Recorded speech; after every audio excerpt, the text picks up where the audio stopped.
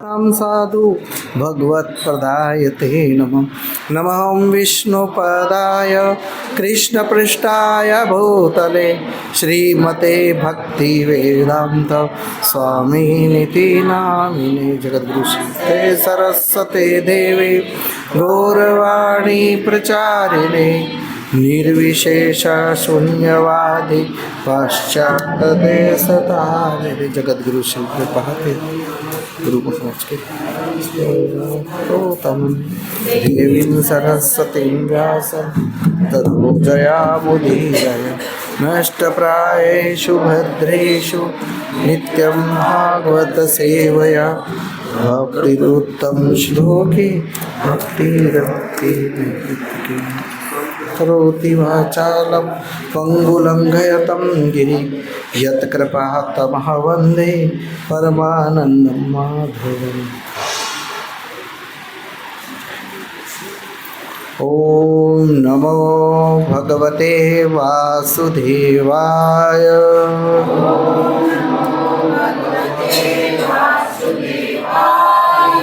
ॐ नमो भगवते वासुदेवाय।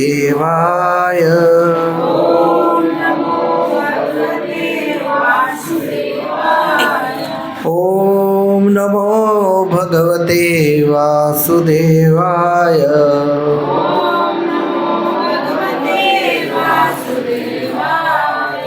हरे कृष्णा। श्रीमद् भागवतम क्लास में पधारे हुए सभी वैष्णव भक्तों को मेरा प्रणाम। आप मुझे ऐसा आशीर्वाद प्रदान करें कि जो वेद व्यास जी की वाणी को और गुरु वर्ग की वाणी को मैं यथारूप में आपके सामने प्रस्तुत कर सकूं। ऐसा मुझे सभी भक्तगण आशीर्वाद प्रदान करें।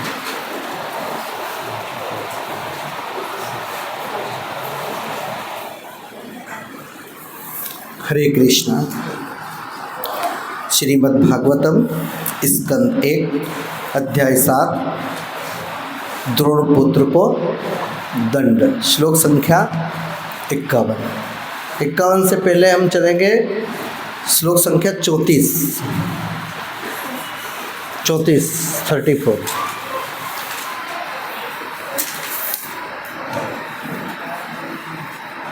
है ना। तो यहाँ से कहानी शुरू होगी तो वो पूरी लिंक पकड़ाएगी। तो अश्वत्थामा को बांध लेने के पश्चात अर्जुन उसे सेना के पड़ाव की ओर ले जाना चाह रहा था कि अपने कमल नेत्रों से देखते हुए भगवान श्री कृष्ण ने क्रुद्ध अर्जुन से इस प्रकार से कहा। ये थोड़ी सी आवाज़ मने से लगी को ज़्यादा है।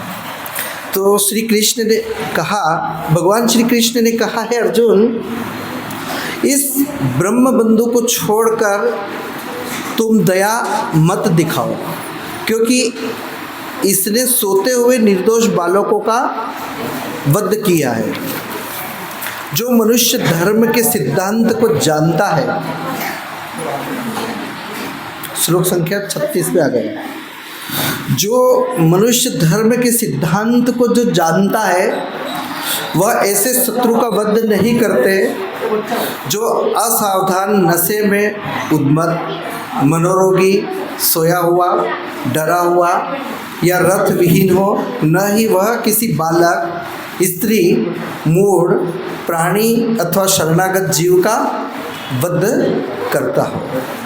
ऐसा क्रूर तथा दुष्ट व्यक्ति जो दूसरों के प्राणों की बलि पर पलता हो, उसका वध किया जाना उसके लिए ही हितकर है, अन्यथा अपने ही कर्मों से उसकी अधोगति होती है। इसके अतिरिक्त मैंने स्वयं तुम्हें द्रौपदी से यह प्रतिज्ञा करते हुए सुना है कि तुम उसके पुत्रों का वधकर्ता का सिर लेकर आओगे। यह आदमी तुम्हारे ही कुल के सदस्य का हत्यारा तथा वधकर्ता आताताई है। यही नहीं, उसने अपने स्वामी का भी असंतुष्ट किया है, वह अपने कुल की राख है। तुम तत्काल इसका वध कर दो। श्लोक संख्या 40। श्री सूत गोस्वामी ने कहा, यद्यपि धर्म में अर्जुन की परीक्षा लेते हुए भगवान श्री कृष्ण ने उसे द्रोणाचार्य के पुत्र का वध करने हेतु प्रोत्साहित किया, लेकिन महात्मा अर्जुन को यह विचार नहीं भाया। यद्यपि अश्वत्थामा अर्जुन के ही कुटुंबियों का नरसंग हत्यारा था। अपने प्रिय मित्र तथा सारथी श्री कृष्ण सहित अपने शिविर में पहुंचकर अर्जुन ने उस हत्यारे को अपनी प्रिय पत्नी को सौंप दिया, जो मारे गए अपने पुत्रों के लिए विलाप कर रही थी।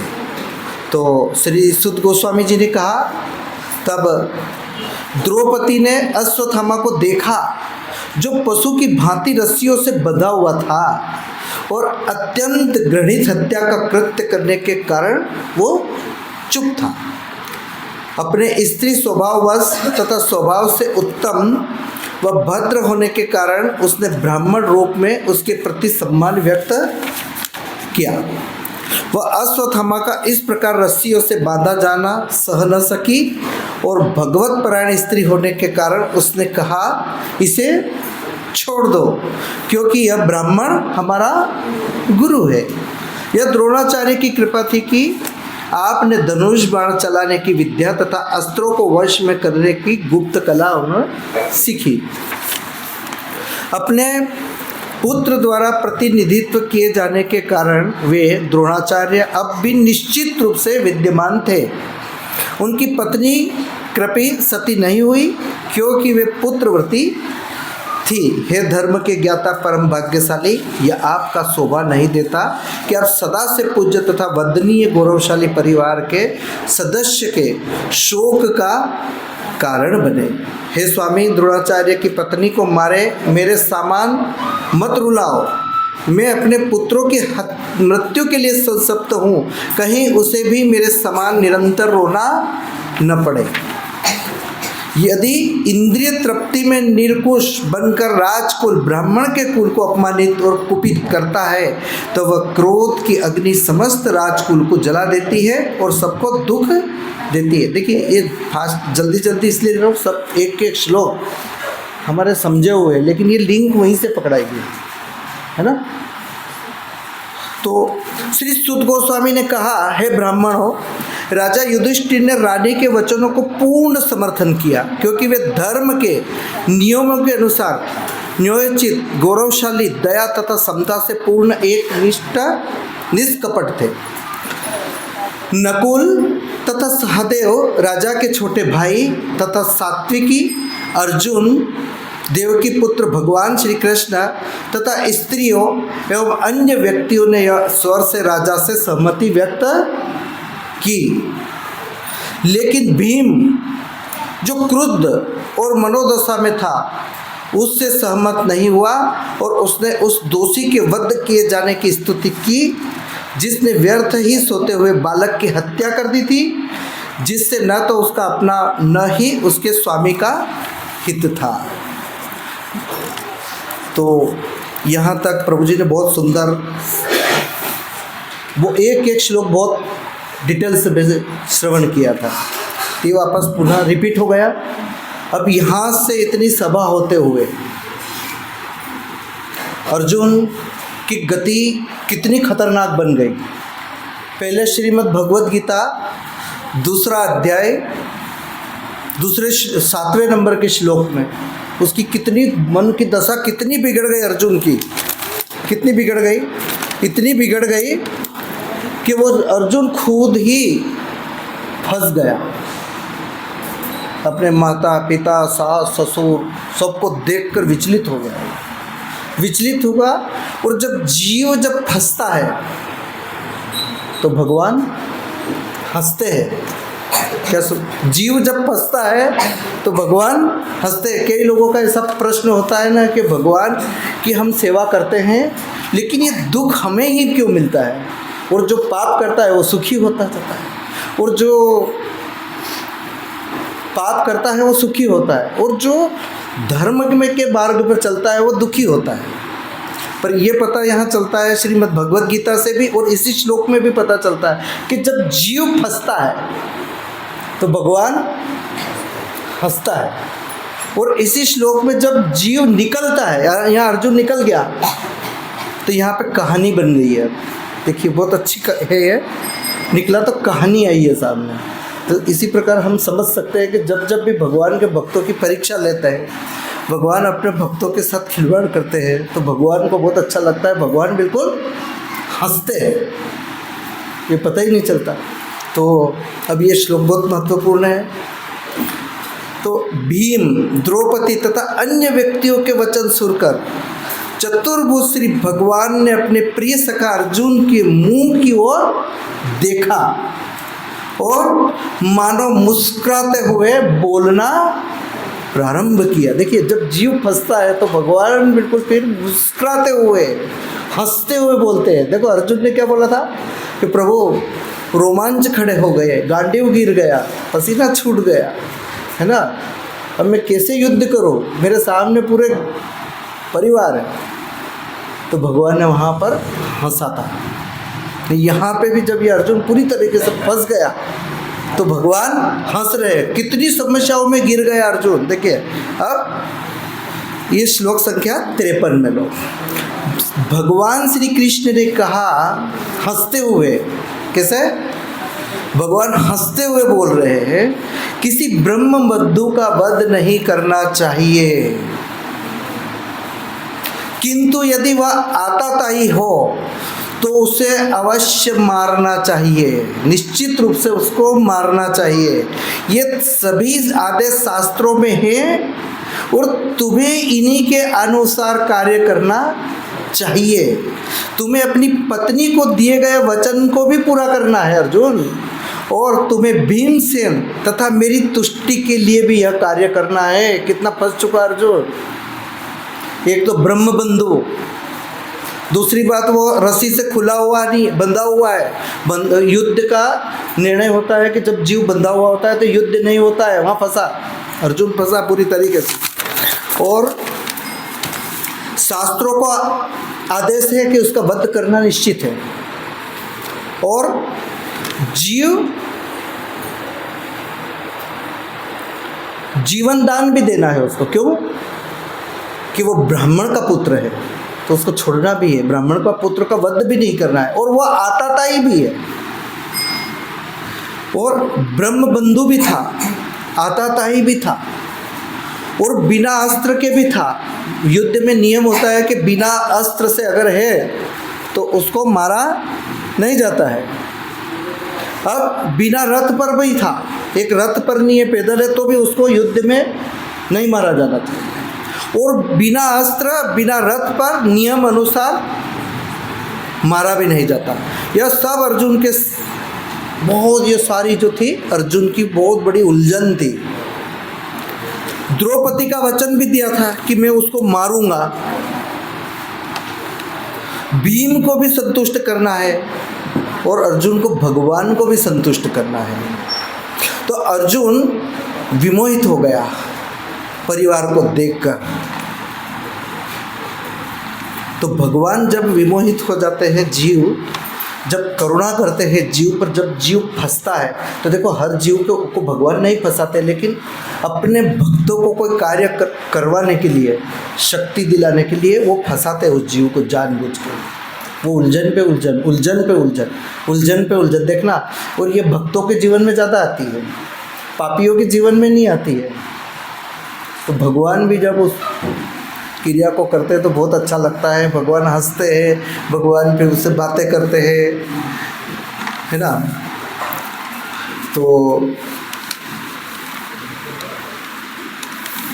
देखिए अर्जुन को क्या है कि संतुष्ट किनको, पत्नी को भी संतुष्ट करना, शास्त्रों का आदेश है वो भी निभाना है, और भीमसेन को भी संतुष्ट करना है और भगवान को भी संतुष्ट करना है, और उसको मारना भी है और छोड़ना भी है। और आताताई किसको कहते हैं कि तुरंत वध कर देना चाहिए, कोई पाप नहीं लगता है। आताताई 6 प्रकार के आताताई है शास्त्रों में, जो तुरंत अगर उसका वध कर दे तो कोई उसका पाप नहीं लगता है। कौन कौन आता था ये? एक, दूसरे के घर में आग लगाने वाला। अगर कोई व्यक्ति दूसरे के घर में आग लगा रहा है तो उसका अगर कोई वध कर देता है तो शास्त्रों के मुताबिक उसको कोई पाप नहीं लगता है। दूसरा, विष देने वाला, दूसरे को जहर देता है ना, वो भी एक आतताई है, उसको भी मारने से पाप नहीं लगता है, तुरंत मार देना चाहिए। तीसरा, धारदार हथियार से वार करने वाला, अगर उसको भी मार दो कोई पाप नहीं लगता है। एक, चौथा, धन को लूटने वाला, वो भी आतताई की श्रेणी में आता है। पांचवा, जमीन को हड़पने वाला, दूसरे की जमीन पर कब्जा करने वाला, वो भी आतताई है, पापी है। भगवान कह रहे उसको तुरंत मार दो, कोई पाप नहीं लगेगा। फिर दूसरे की पत्नी को अपहरण करने वाला, ये 6 आतताई को तुरंत मार देना चाहिए। वो भी क्यों मारना चाहिए? उसके हित के लिए, ताकि उसका परिणाम यहीं भुगत ले, आगे परिणाम वहाँ नहीं मिले। नहीं तो वहाँ मिलेगा तो वहाँ तो बहुत ज़बरदस्त मिलता है यमराज के घर में। देखिए, भगवान के जो भक्त होते हैं ना, वो कभी भी विचलित नहीं होते, कभी भी विचलित नहीं होते भगवान के भक्त। उदाहरण नरसिंह मेहता का देखिए। नरसिंह मेहता के सामने कैसी परिस्थिति बनी कि उनकी पत्नी ने शरीर छोड़ा, पत्नी मर गई। तो नरसिंह मेहता ने क्या सोचा कि अच्छा हुआ, मेरी अभी तक मेरी पत्नी से बंधा हुआ था, मैं भजन करने में और भगवान से प्रेम करने में मेरी शाखा बिखरी हुई थी, तो अब मैं कम से कम शांतिपूर्ण अकेला रहूँगा, तो भगवान का अच्छा से भजन करूँगा। और वास्तव में किया, और भगवान को भी उन्होंने प्राप्त कर लिया। अब दूसरे जैसे नामदेव है ना, देखो इनकी पत्नी शांत हो गई तो भी वो क्या बोल रहे हैं कि देखो अब मैं भगवान का भजन करूँगा और भगवान से कनेक्ट करूँगा, अब मेरे लिए बहुत आसान हो गया, कोई झंझट नहीं। अब नामदेव का देखो, तो नामदेव की पत्नी जो थी ना, वो बहुत अनुकूल थी, अच्छी थी। वो उठाना, उनको जगाना, उनके लिए भोजन बनाना, भगवान के लिए प्रसाद बनाना, वो सब करती थी और हर कार्य में सहयोग करती थी। आप भगवान की पूजा करो, ध्यान करो, भगवान की प्राप्ति करो। तो नामदेव ने भी भगवान की प्राप्ति कर ली। और एक थे संत तुकाराम जी। तुकाराम जी की पत्नी क्या थी? कर्कशा थी, बहुत खतरनाक थी। तो तुकाराम जी की पत्नी पे उनका ध्यान नहीं गया। उन्होंने सोचा कि इससे अच्छा इससे ध्यान दूँ, इससे अच्छा है कि मैं भगवान से प्रेम करूँ, कम से कम भगवान की प्राप्ति तो हो जाएगी। तो देखिए, भगवान के भक्त जो होते हैं ना, वो कभी भी विचलित नहीं होते। देखिए, नरसिंह मेहता की पत्नी मर गई तो भी शांत स्वभाव नरसिंह मेहता का। नामदेव का देखो, अच्छी पत्नी तो भी वो शांत स्वभाव। उनको पूछो कि आपने भगवान को कैसे प्राप्त किया, तो एक ही शब्द कहेंगे कि मेरी पत्नी अच्छी मिली, इसलिए मैंने भगवान को प्राप्त कर लिया, क्योंकि हर कार्य में उसने मेरा सहयोग किया, इसलिए मैंने भगवान को प्राप्त कर लिया। नरसिंह मेहता को पूछो कि आपने कैसे भगवान को प्राप्त कर लिया, तो कि मेरी पत्नी थी वो भी चली गई, इसलिए मैं अकेला रहा तो मैंने भगवान को प्राप्त कर लिया। अब तुकाराम जी को देखो, तो तुकाराम जी को पूछो कि भगवान को प्राप्त आपने कैसे किया, तो तुकाराम जी कहते हैं कि मेरी पत्नी कर्कशा थी, मेरे पे प्रेम नहीं था, वो अनशन चिल्लाती थी, तो इसलिए मेरा ध्यान उस पर नहीं गया। ये मेरी पत्नी की कृपा थी कि जो कर्कशा थी, तो मैंने भगवान से जोड़ लिया। तो देखिए, भगवान के जो भक्त होते हैं ना, बहुत निराले विरले होते हैं। इन्होंने भगवान को प्राप्त कर लिया। कैसे? अच्छी पत्नी थी तो भी, पत्नी मर गए तो भी, और कर्कशा पत्नी थी तो भी। कर्कशा पत्नी का मतलब क्या है कि जैसे कि नामदेव, तुकाराम जी क्या थे कि उनकी पत्नी बार बार चिल्लाती थी कि कोई कार्य नहीं करते हैं, पड़े रहते हैं, खाते हैं, पीते हैं, लेकिन ये इतने बच्चे हैं, कुछ भी काम नहीं करते हैं, अब काम के लिए जाओ। तो वो काम के लिए गए, गन्ना काटने के लिए गए। तो पहले क्या था कि मजदूरी में गन्ना देते थे, गन्ना काटते थे तो गन्ना देते थे।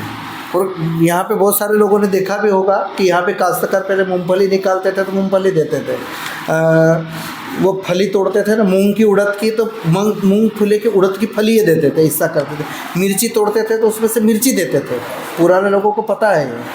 तो इसी प्रकार वो गन्ना काटते थे, तो गन्ना काटा तो वहाँ से एक मजदूरी में उनको एक एक गन्ना की भारी मिली उनको, गन्ना लेके आ रहे हैं। अब गन्ना लेके वो आ रहे हैं घर तरफ, तो वो बच्चे दौड़ते हुए, बहुत सारे छोटे छोटे बच्चे हैं ना, वो गन्ना लाया करके वो दौड़े। तो नामदेव ने क्या किया कि उस गन्ने को उसी में बच्चों में सारे बांट दिया, और बचा कितना, एक गन्ना। तो उनकी पत्नी देख रही थी दूर से कि देखो एक मिठल्ला कभी मजदूरी के लिए गया नहीं और आज गया तो सारा गन्ना बांट दिया, एक गन्ना लेके आ रहा है। तो तुकाराम जी की पत्नी को तुकाराम जी ने वो गन्ना दिया, लीजिए। तो तुकाराम जी की पत्नी ने क्या, वो साटा उठाया गन्ना और उठाया और एक रखी सटाक से, तो उसके 2 टुकड़े। जैसे ही 2 टुकड़े हुए तो वो तुकाराम जी बिल्कुल मुस्कुराने लगे। मुझे पता था कि मेरी पत्नी कितनी दयालु है, कितनी भोली है, कि मैं पूरा गन्ना दे रहा इनको खाने के लिए, पर वो खा नहीं रही। वो उसका 2 टुकड़ा किया, एक मेरे लिए, एक उसके लिए। देखिए, है ना। तो कितने भगवान के भक्त बड़े निराले होती है। तो और एक क्या होता है कि जैसे कि अग्नि में उनके घर में आग भी लग गई थी, शायद आग लग गई तो सारा सामान जलने लगा।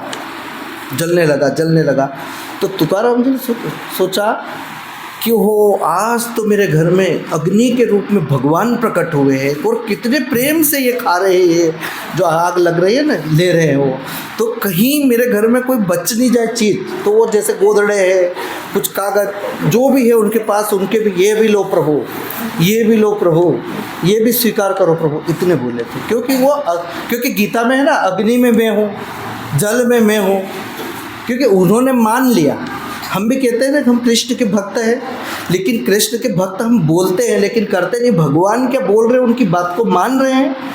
भगवान तो बोल रहे हैं कि मैं अग्नि में हूँ, जल का स्वाद में, पृथ्वी के हाथ की सुगंध में, पर हम मानते नहीं बताए के भक्त।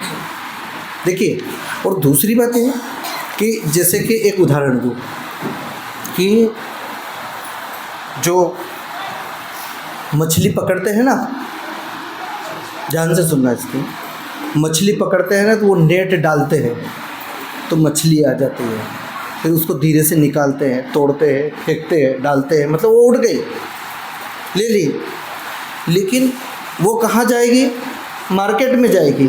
तो वो तो जैसी आई, जैसे फेंकी डेट, जैसी आ गई, उठाई, डाली डाउन मार्केट में। इसी प्रकार जब उस जो मछली जो पकड़ता है ना, जब वो कि वो जो मछली पकड़ा दूसरों के उपयोग के लिए, और जब खुद के उपयोग के लिए करता है कि मेरे लिए ही मछली पकड़ना है, मुझे मेरे उपयोग के लिए, तो वो फिर क्या करेगा कि वो जब नेट फेंकेगा, जब वो फिर क्या करेगा कि उसमें से अच्छी मछली को उठाएगा, खराब मछली को फेंक देगा, है ना, फेंक देगा खराब को, उठा तो लेगा वो, लेकिन अपने लिए अच्छी कोई ख़राब ना हो, व्यस्त, हाँ ठीक है, कोई डैमेज नहीं है, कोई बीमार नहीं है, ये अच्छी है बोलेगा, है ना। और जब खराब होगा तो वो उसमें डाल देगा। इसी प्रकार से जब हम मंगला आरती में आते हैं, जप करते हैं, 16 माला करते हैं, कथा श्रवण करने के लिए आते हैं, भागते प्रसाद भी खाते हैं, ये सब कर रहे हैं हम, है ना, सब कर रहे हैं, मतलब हम भगवान की नेट में आ गए, भगवान की कस्टडी में आ गए। अब कि नहीं आ गए, पूरी तरीके से हम भगवान की कस्टडी में आ गए। लेकिन वो जैसे ही जब भगवान इस जीवात्मा का उपयोग करेंगे तो उसके अंदर सबसे पहले, जैसे कि वो ही देखता है ना, मछली खराब तो नहीं है, अपने उपयोग करना है, तो भगवान को जब जीवात्मा को कोई उपयोग करना है तो सबसे पहले वो देखेंगे इसमें काम है, क्रोध है, लोभ है, तो तुम नेट में आ गए, लेकिन फिर भी आपका उपयोग भगवान करने वाले नहीं है। क्या करेंगे, उसको फेंक देंगे। क्यों, आप भले जप करो, रोज प्रसाद खाओ, रोज कथा श्रवण करो, और अंदर अगर आपके अंदर काम, क्रोध, लोभ, मोह है, तो वो भगवान आपको स्वीकार करने वाले नहीं है। भले रोज 3 बजे उठो, 2 बजे उठो, है ना, छोड़ने वाले नहीं है। तो इसी प्रकार से जब तक हम अंदर से थर्मामीटर को साफ नहीं करेंगे, अंदर से काम, क्रोध, लोभ, और बार बार प्रभु जी कहते हैं ना, भगवान से प्रेम नहीं करेंगे, वब तक हम कितना ही कुछ कर ले हम बाहर हो जाएंगे वहाँ से भी, मंदिर जाने के बाद भी हम बाहर, है ना।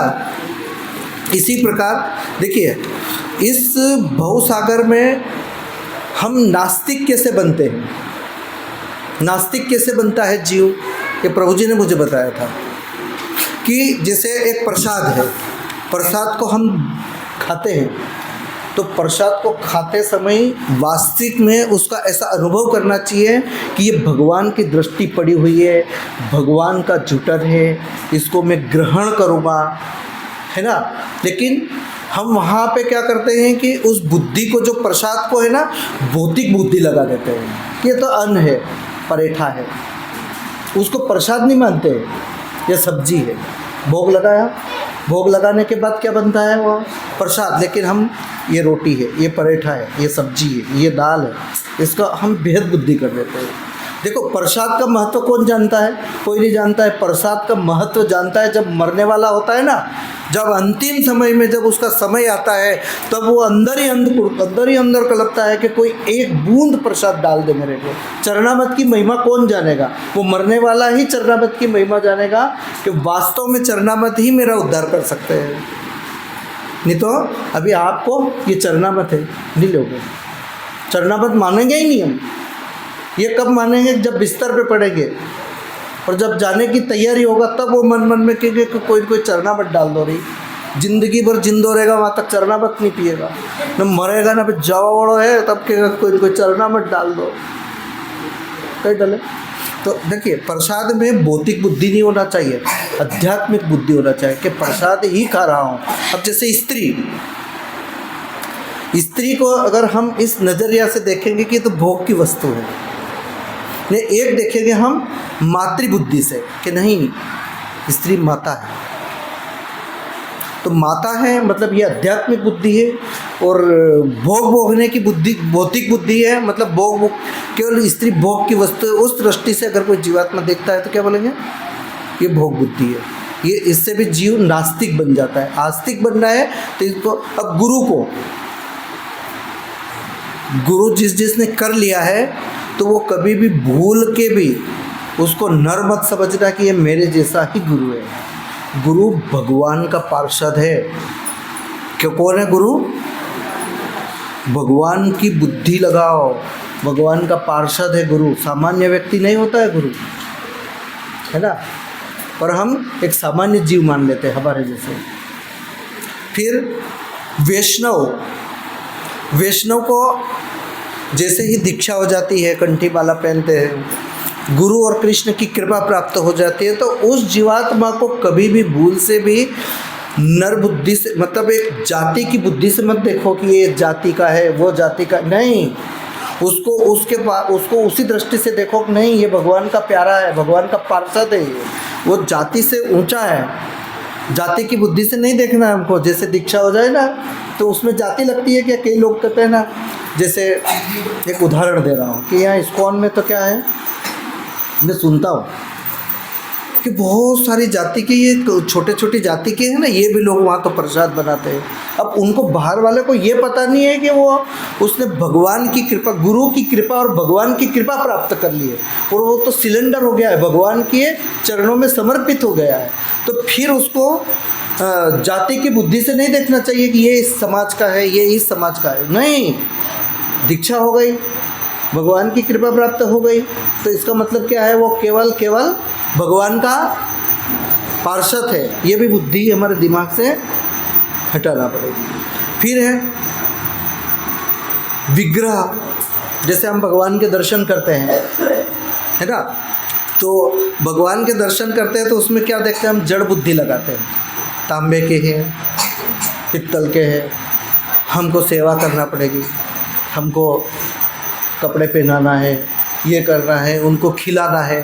अरे वो जड़ बुद्धि नहीं है, सक्रिय है। वो कलयुग में हमारे पापियों का उद्धार करने के लिए विग्रह रूप में आए हैं। विग्रह रूप में क्यों आए हैं मालूम है? किसी को पता है? वो विग्रह रूप में इसलिए आए हैं कि ताकि तुम सेवा करेंगे भगवान की तो 100% तो आप भगवान के घर जाएंगे। वहाँ जाएंगे तो वहाँ जाने के बाद उनसे कंप्लेंट करेंगे कि प्रभु मैं तो वहाँ रहा भौतिक जगत में आपकी सेवा की तो बहुत तकलीफ़ कही मैंने।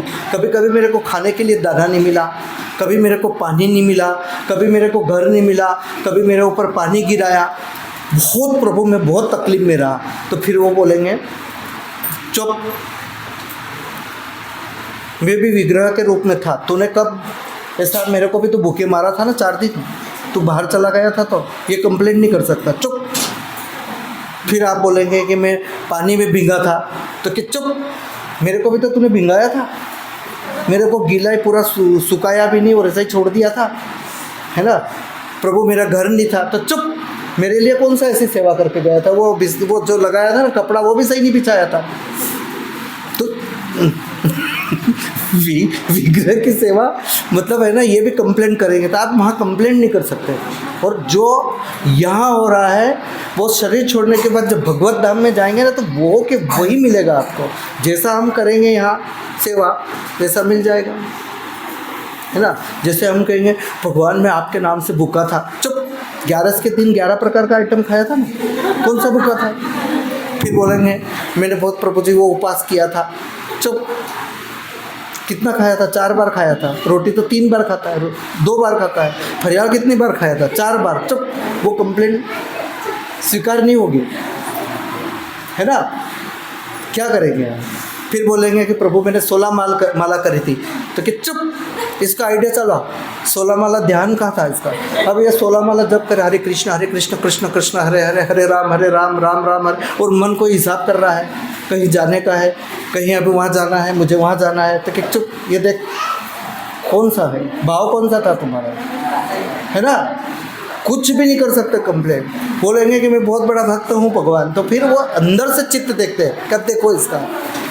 जैसे हम माला जप कर रहे हैं, ध्यान कहाँ है, मन और का भटक रहा है, तो कबीरदास जी भी कहते हैं कि मनवा का तो मन का मन ये पर है, और मन घूमे इधर उधर, किसी काम का नहीं, है ना। ये सब जैसे हरि नाम, जैसे क्या विग्रह सेवा, तो जड़ बुद्धि निष्क्रिय नहीं समझना चाहिए। भगवान चिन्मयी है, नित्य आनंदमय चिन्मयी है, वो बहुत कुछ कर सकते हैं। वो इस भाव में नहीं करेंगे, लेकिन बहुत शक्ति है। भगवान को मत तांबा पितल मत देखो, भगवान को भगवान ही देखने का प्रयास करो, बार बार देखो, बार बार इन आँखों को इतना प्रेम करवाओ कि बार बार निगाह जाए गोविंद पर, बार बार भगवान पे निगाह जाए, बार बार भगवान की आँखों को निहारो, बार बार भगवान को स्पर्श करूँ, बार बार मैं भगवान की कथा का श्रवण करूँ, है ना, भगवान का प्रसादी खाऊँ, इस प्रकार से।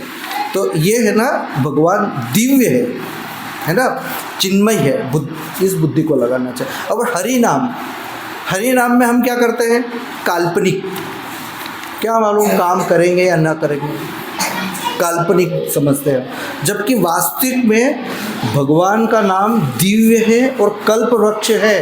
ऐसी कोई चीज़ नहीं है कि जो आपको नहीं मिले, हर चीज़ मिल सकती है। हरि नाम में वो शक्ति है, बहुत शक्ति है, कल्प वृक्ष है ना। और शास्त्रों में भी काल्पनिक बुद्धि नहीं लगाना चाहिए। शास्त्र में भी दिव्य है और कल्प वृक्ष के समान है शास्त्र भी। ये सब नास्तिक बनाने और हमारी चेतना को उठाने के लिए अलग अलग अंतर है, हमारी बुद्धि को समझना चाहिए। इसी प्रकार जो श्रीमद् भगवद गीता में भगवान कहते हैं कि मनुष्य को जानना चाहिए कि शास्त्रों के विधि के विधान के अनुसार क्या करना है, क्या कर्तव्य है और क्या अकर्तव्य है। श्रीमद् भगवद गीता 16 अध्याय 24वें श्लोक में बताया गया भगवान ने। इसी विधि विधान को जानकर कर्म करना चाहिए। तो देखिए श्रीमद् भगवद गीता 10वां अध्याय 8वां श्लोक,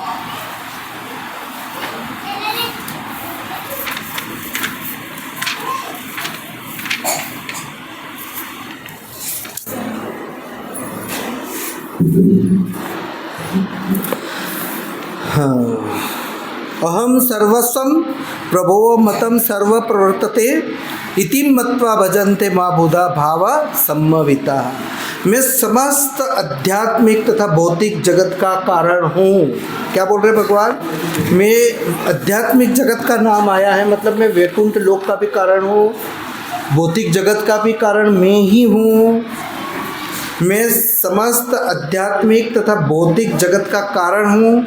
प्रत्येक वस्तु मुझसे ही अद्भुत होती है, और जो बुद्धिमान या भली भांति जानता है, जो बुद्धिमान होता है ना, वो भली भांति जानता है, वे मेरी प्रेमा भक्ति में लगते हैं तथा हृदय से पूरी तरह से मेरी पूजा करते हैं।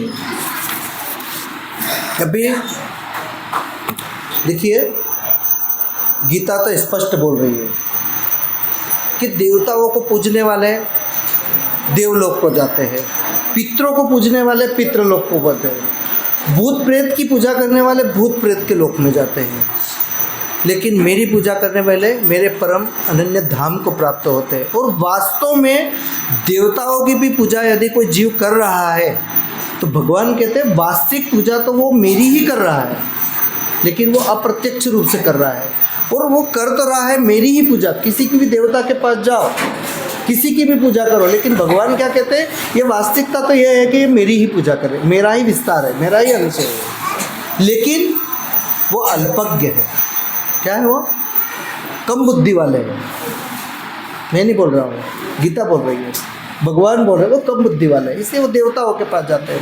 और देवताओं के पास यदि हम वरदान भी लेते हैं, पूजा भी करते हैं, तो वास्तव में वो फल तो देते हैं, बहुत शीघ्र देते हैं, लेकिन सीमित देते हैं तथा क्षणिक देते हैं, कम देंगे और कम समय के लिए रहेगा। अभी जैसे आप देखो, बहुत सारे घर में बच्चे बच्ची नहीं होते हैं, तो आप देखना वो मान लेते हैं कि मेरे यहाँ मान हो जाएगा तो मैं ये करूँगा, है ना। लेकिन ये बात वो नहीं जानते हैं कि जब आप यही भगवान से मांगना चाहिए, लेकिन वो किन से मांगते हैं? बेरो, दुजाल, सती, दुर्गा, काली, चंडी, नाग देवता, और उनसे मांगते हैं। लेकिन वास्तविक होता क्या है कि वो पुत्र तो मिल जाता है उनको, लेकिन उसकी आयु अधिकतम 20 से 25 वर्ष है। देखना आप जितनी मान करेंगे ना, वो उस संतान की आयु कहाँ होती है। आप सर्वे कर लेना कि जिनकी संतान नहीं होती है, वो मान करके संतान कर भी लेते हैं, तो वो थोड़े समय में ही कोई कुत्ता काट लेता है, ख़त्म हो जाता है, कोई कुएं में गिर जाता है, ख़त्म हो जाता है, कोई उसको मार देते हैं, मतलब उसकी आयु पूर्ण नहीं होती है। भगवान कह रहे हैं इसीलिए कि सीमित तथा क्षणिक होता है। और इसी प्रकार हम जैसे बहू मांगते हैं कि हे कालका हमारे बहू मिल ही जाएगा, कालका आ ही जाएगा, है ना, कालका आएगा। लेकिन वो मांगने की भी कहाँ है, पर वो भगवान से मांगते कि प्रभु मुझे भी ऐसी एक बहू दे दो जो आपकी सेवा करे, तो वो शांत स्वभाव की आएगी। ये तो आपके ऊपर है क्या मांग रहे हैं। तो इसी प्रकार जो प्रेम पूर्वक भगवान की सेवा करने में निरंतर लगे रहते हैं, उन्हें मैं ज्ञान प्रदान करता हूँ, जिससे के द्वारा वो मुझ तक आ सके। मेरे शुद्ध, देखिए भगवान ये भी कहते हैं, मेरे शुद्ध भक्तों के विचार मुझ में वास करते हैं, उनके जीवन में मेरी सेवा में अर्पित रहते हैं, और वे एक दूसरे को ज्ञान प्रदान करते हैं तथा मेरे विषय में बातें करते हुए परम संतोष तथा आनंद का अनुभव करते हैं। मैं उन पर विशेष कृपा करने के हेतु उनके हृदय में वास करते हुए ज्ञान के प्रकाशमान दीपक के द्वारा अज्ञान जग्न अंधकार को दूर करता हूँ। हे अर्जुन, आप परम भगवान, परम धाम, परम पवित्र, परम सत्य, आप नित्य, दिव्य, आदि पुरुष, अजन्मा तथा महानतम है। नारद, असित, देवल तथा व्यास जैसे ऋषि आपके इस सत्य की पुष्टि करते हैं, और आप स्वयं भी मुझसे प्रकट कह रहे हैं। तो देखिए यहाँ पे मेन यही है कि जब जीव फंसता है तो भगवान हंसते हैं, और जब जीव फंसता है, अर्जुन फंसा, तो भगवान हंसे। और भगवत गीता आई इसी प्रकार जब भक्तों के बीच में ऐसी बहुत सारी भक्तों मालूम में कथा है कि भक्तों को कष्ट होता है, तब तब एक ग्रंथ की रचना होती है। कई भक्त ऐसे हैं देखना कि जो ज़्यादा नाम लेते हैं वो परेशान होते हैं, दुखी होते हैं, लेकिन इसमें संभव नहीं है। भगवान उसमें भी कुछ न कुछ करने वाले हैं। अच्छा, हरे कृष्णा। मैं मेरी वाणी को यहीं विराम देता हूँ। हरे कृष्ण।